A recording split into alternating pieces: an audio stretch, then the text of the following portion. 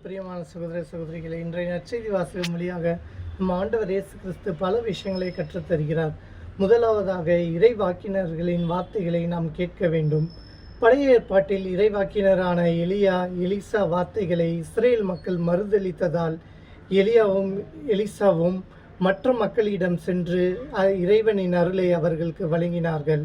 இறைவாக்கினரின் வார்த்தையை நாம் மீறும்போது இறைவனின் அருள் நமக்கு கிடைக்காமல் போகிறது. எனவே இறைவாக்கினரின் வார்த்தைகளை நாம் உள்வாங்குவோம்.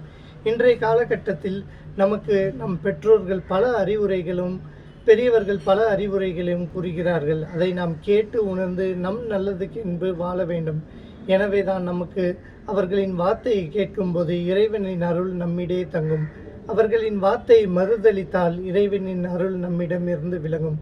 எனவே பெரியவர்களும் பெற்றோர்களின் வார்த்தையை நாம் உள்வாங்கி நாம் இறைவன் சித்தபடி நடப்போம். ஆமென்.